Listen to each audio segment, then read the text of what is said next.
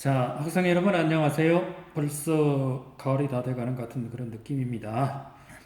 자, 오늘은 교과서 5단원 생식과 유전 부분을 시작하겠습니다. 이 사태가 언제 끝날지 모르지만 생식과 유전, 여기는 유전자 얘기도 나오니까 한번 잘 보시기 바랍니다. 생식과 유전 부분은 모두 10개의 작은 챕터가 있습니다. 세포 분열, 발생, 멘델의 유전, 사람의 유전. 물론 옛날엔 책이 어떠니 저떠니 그거는 할 게 못되지만 옛날에 비하면 전체적인 학습해야 될 부분은 많이 줄었습니다. 그렇다고 해서 흥미가 떨어진 건 아니고요. 그냥 많이 줄었지만 단편적으로도 프래그먼트 이렇게 되어야 되잖아요. 좀 줄었지만 그런 것들도 감안하면서 수업을 해보도록 하겠습니다. 제일 먼저 들어가시면 새로운 가족의 탄생 이런 얘기가 나옵니다. 생물 어떻게 성장하고 자손을 만들까?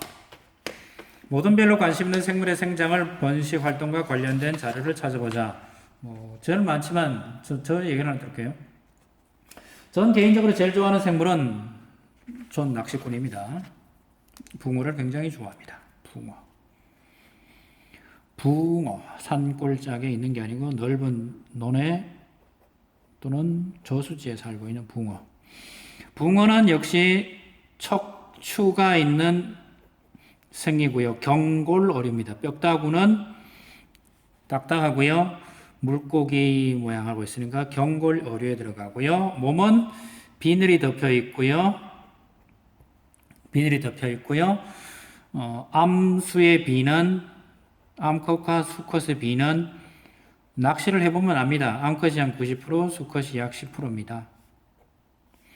그리고 물의 온도가 약 7에서 8도 정도가 되면 산란을 시작합니다. 산란해서 약 대충 10일. 물론 물의 온도가 따뜻하면 더 빠르고요. 물의 온도가 차가우면 늦습니다. 그래서 대충 한 10일. 수온은 7, 8도. 기간은 이 정도입니다. 산란 철이라 그래서 낚시꾼에게는 평생 일생일대의 철이 옵니다. 집단 산란을 합니다. 암수가 모여서 집단으로 합니다. 알짜리를 파고요. 누가요? 수컷들이 알짜리를 파고 암컷들이 모여서 알을 낳으면 그 위에 수컷놈들이 모두 모여가지고 집단으로 방정을 해서 이루어집니다. 그래서 10일 정도 지나면 깨어납니다.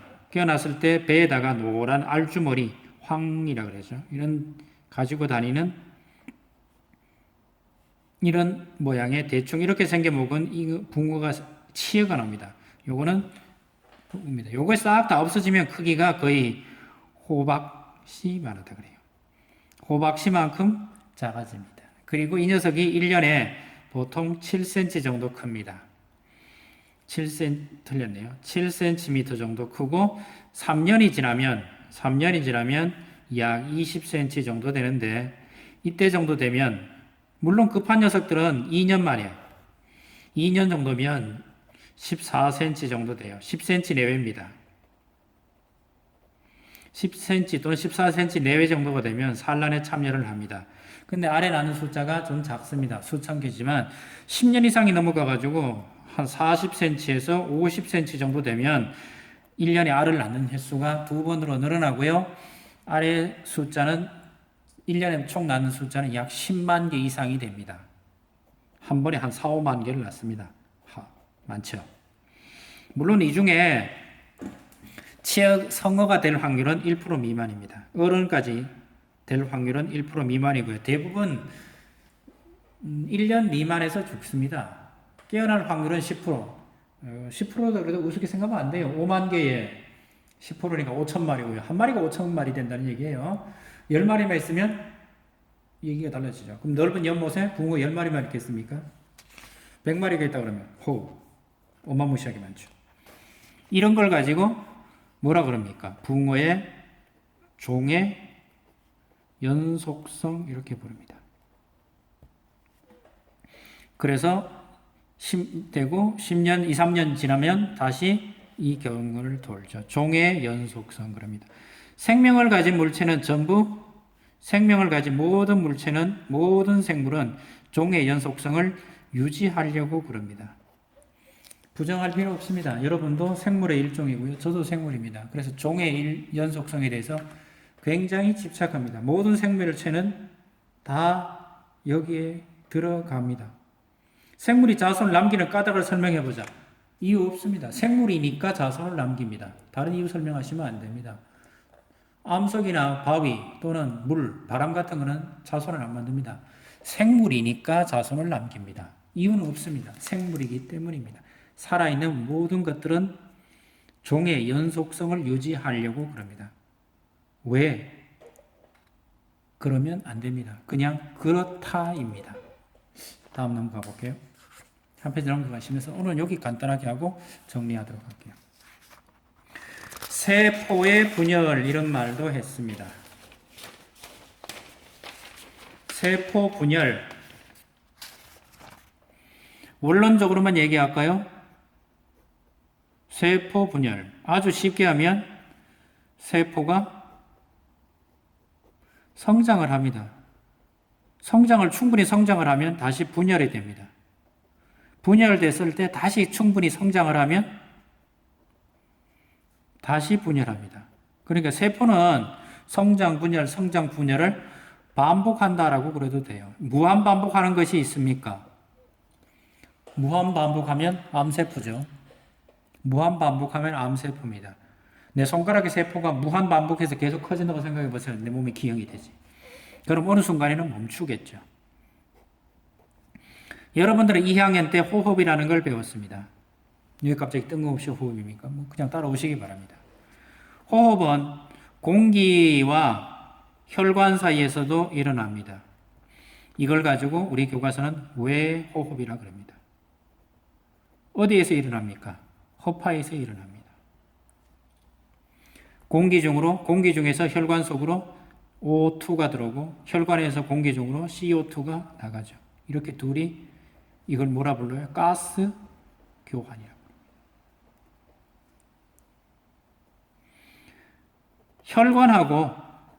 혈관은 가는 거니까 모세혈관이겠죠.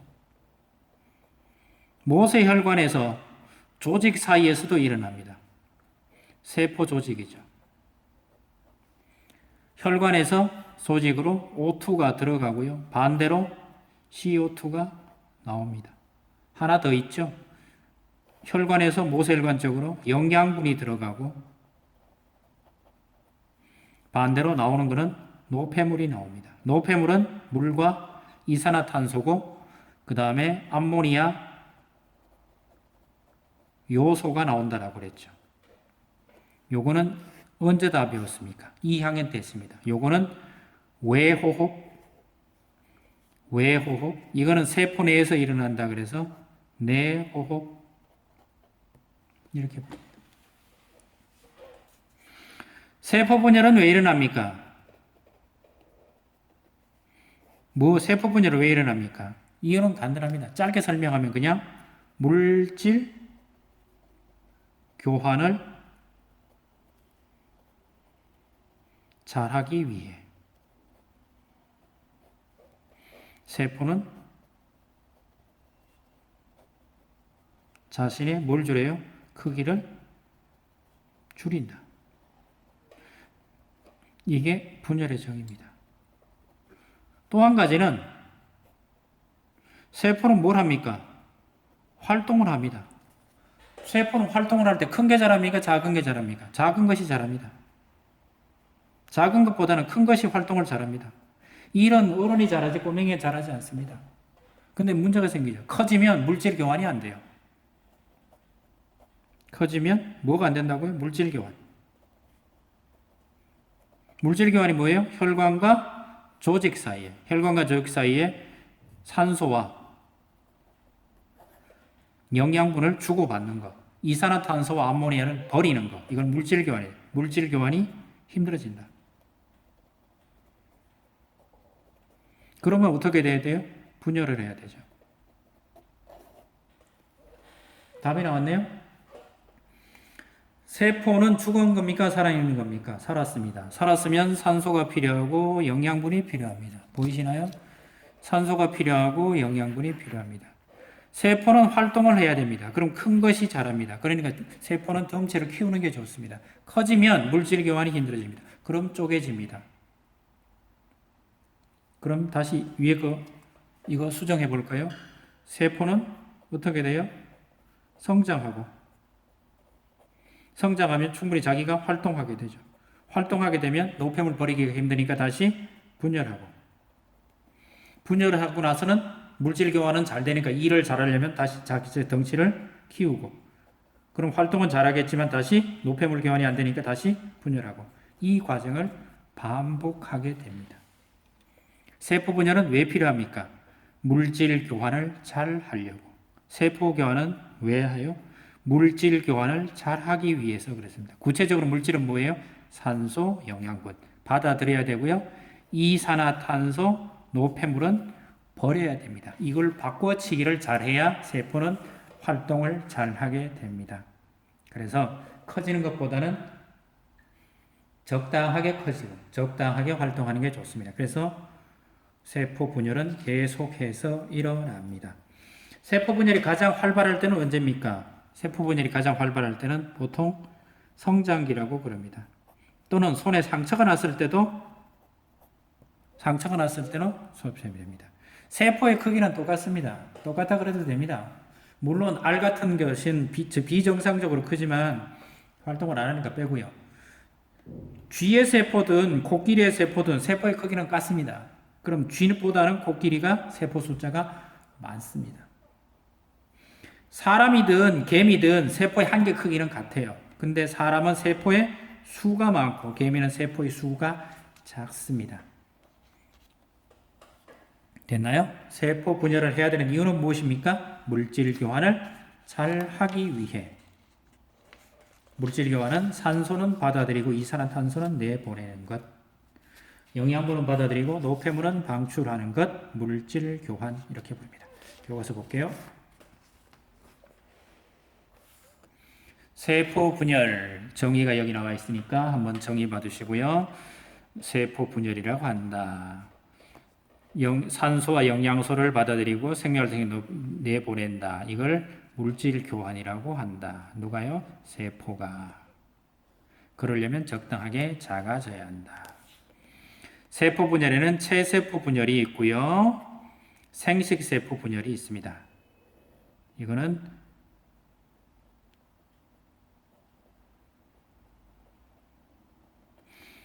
식물의 뿌리, 줄기, 잎, 꼬리, 사람의 뼈같이 구성하는 것을 체세포라 그러는데 이걸 가지고 체세포 분열. 생식세포 분열은 모르겠으면 정자, 동물은 정자, 난자 만드는 분열이고요. 식물은 꽃 가루와 밑씨를 만드는 과정입니다. 이것도 전부 생식세포 이렇게 부릅니다. 하나의 세포가 둘로 나눠진 것을 뭐로 그럽니까? 세포 분열 또는 분열입니다. 다세포 생물은 세포 수가 늘어납니다. 크기는 같다고 그랬어요. 아메바, 대장 같은 다세포 세포 분열에 가는 의미는 이런 걸 가지고 뭐라 그럽니까? 생식의 방법인데 분열법 이렇게 부릅니다. 분열법은 체세포 분열이 곧 생식이 됩니다. 체세포 분열이 생식이 됩니다. 즉 개체수가 증가하는 운동입니다. 생식세포 분열을 하면 어떤 생입니다. 개체수가 늘어날 수 있습니다. 자, 오늘도 여기까지 하겠습니다. 감사합니다.